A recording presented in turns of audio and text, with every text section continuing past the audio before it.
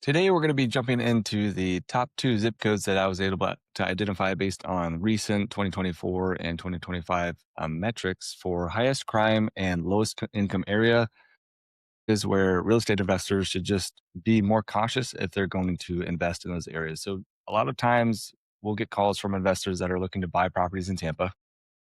Most of the time, we've seen that aren't local to Tampa can really get caught in a tough situation when they buy properties and they're not fully aware of everything that that certain area entails. And because Tampa can be such a dynamic area where you might have houses worth, $250,000 that are within a quarter mile of houses or townhouses that are going for 700, 800,000. So it is kind of a tricky market to come into to invest in. And even if you're local, it's still a trap that you could fall into. So another thing that we'll sort of find is newer investors may only have limited capital, and of course that's going to put you in a certain price range where hey, maybe you could only start out in this area, and that's fine. Our goal today isn't to really discourage you from investing in certain areas, but over time, for doing property management for almost 10 years now and investing ourselves, we just see some misconceptions on the way in of buying certain properties and would like to highlight a few things for you. So if you just go north of Ybor, there's two zip codes in particular, 33610 and 33612, which is sort of your North Tampa, East Tampa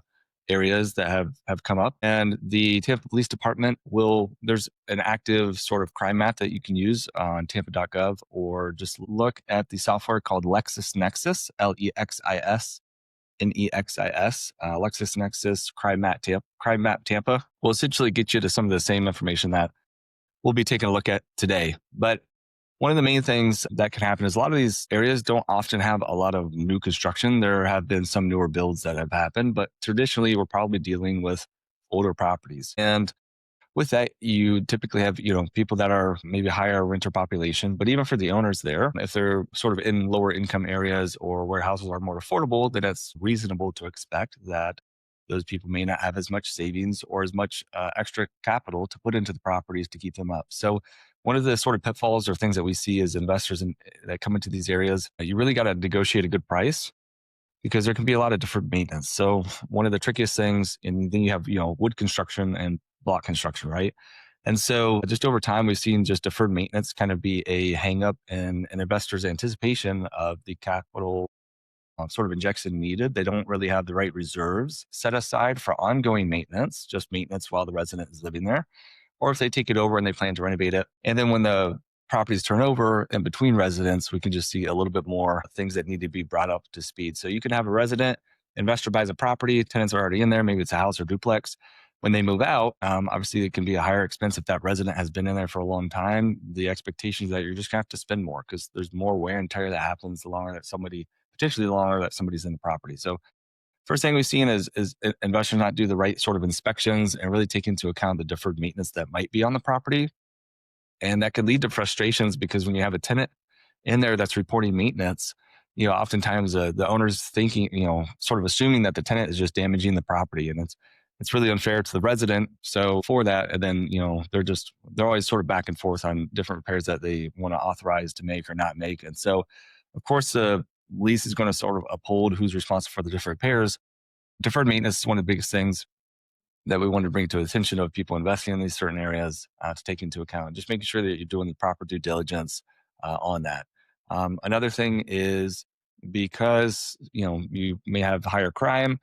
We have seen fairly often residents want to break leases because of a challenging area. So that's a little bit more prevalent when you have somebody moving in from out of the area that doesn't really know that neighborhood as well as somebody that's grown up there. So again, going back to more challenging rental properties and owners investing a little bit of money, they think they're going to get a great return based on the purchase price of the property and the cash flow. They're thinking they're going to do a great job, and that starts to really take a negative impact when you have the deferred maintenance and vacancy turnovers, right? So we just can, on average, I would say, see a little bit more turnover in areas like this.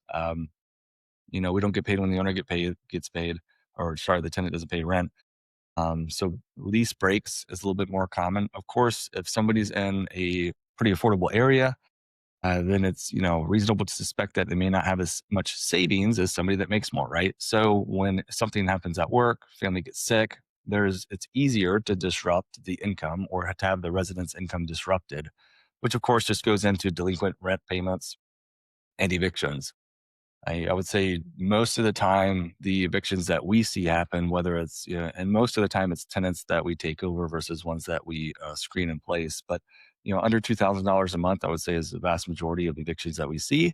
So that just needs to be factored in. If you're an investor coming in and you're sort of penciling in a potential vacancy rate on the property, I would just be more conservative and go on the higher side, maybe, at least 5% or above that, just to account for that sort of piece. And because you're potentially making more on the property based on purchase price and, returns, depending on sort of market dynamics, you're just going to have some higher expense and some things to be more conservative about. That would be another thing. Obviously, higher delinquencies, maybe a little bit more evictions, and then also under 2 grand is where we see most of. I think most of the residents that we manage for is, which is Section 8, which is a great program and can help offset some of your risk because a big portion of the residents' income is coming like clockwork from the housing authority every month.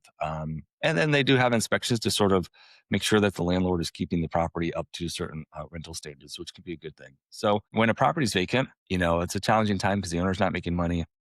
We don't get paid until we place a resident. And you can typically have to sort through more rental applications to get to a qualified resident. Again, because income levels there are not as high in other areas. It may be tough to meet the minimums that a professional management company is going to look for. Let's say 3 times the rent would be a good example of sort of benchmark. And just other thing, right? Delinquencies maybe on the record, financial stuff, or crime related things on their background checks and stuff like that.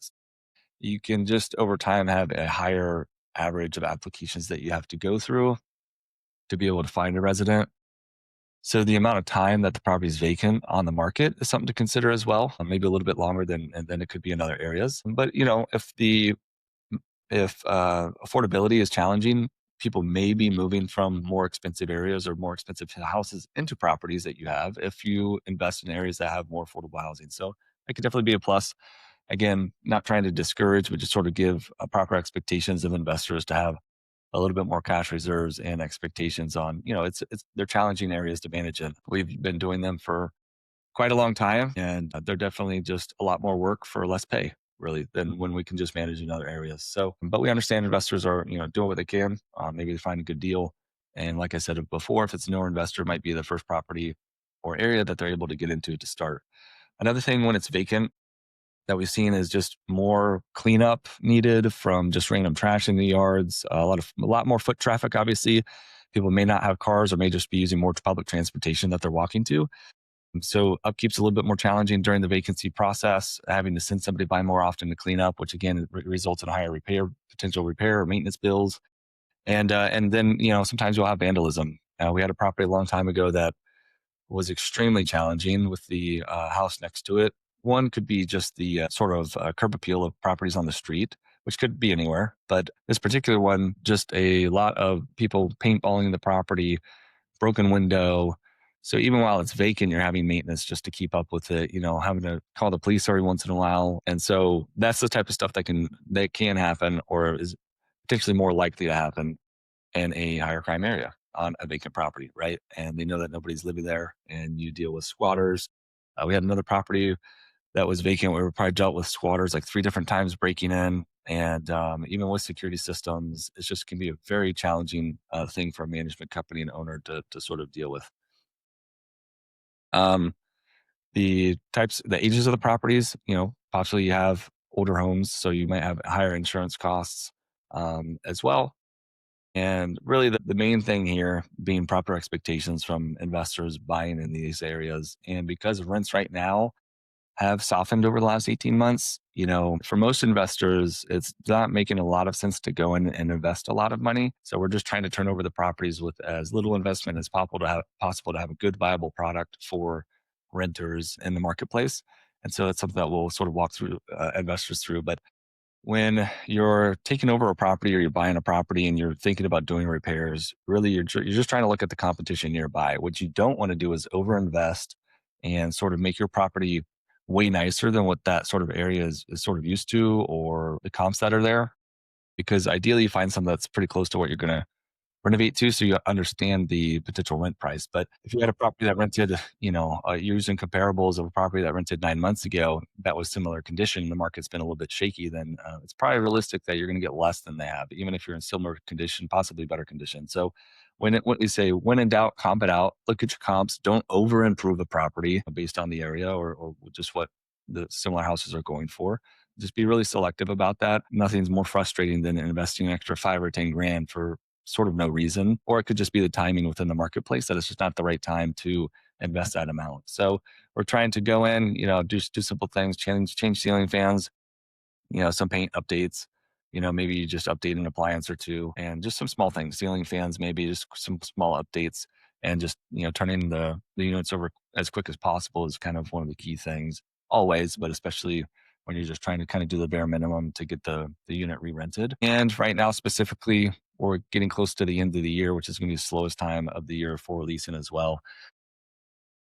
When it comes to values, so investors are, buying properties, they might be planning to sell it in a few years or refinance. Can be difficult. We had a client recently sell a property in one of these areas that are a little more challenging, and the value just came in not where they expected. And so that can happen obviously anywhere. You just have to keep a close thumb or close finger on the rental values, especially with rental properties. A lot of the value is tied, potentially tied to the rental income, right? That's why people are probably buying it. So just be a sort of challenging market right now. And you really have to have a strong management company to effectively manage in these areas. And we just want to set proper maintenance expectations for owners as well, where, traditionally we might say, hey, just ballpark 10% a year for regular maintenance, not counting if you're going to have to do a roof, AC, something like that. But in some of these areas where you might have a little bit more deferred maintenance based on the age of the property, it's not necessarily that the tenants are doing more damage. We would just ballpark a higher maintenance cost. And so, it's up to each individual investor. But if it was me, I would just go a little bit higher than that in some of these areas. So just something to be aware of. Just seeing a lot of investors over time think they're getting a great deal. And at the end of the day, they probably would have been better off saving an extra, 100 grand, 200 grand, or just the extra down payment on a property to be in a slightly different area, higher income levels, and experience less issues than what we talked about today. Thanks for watching.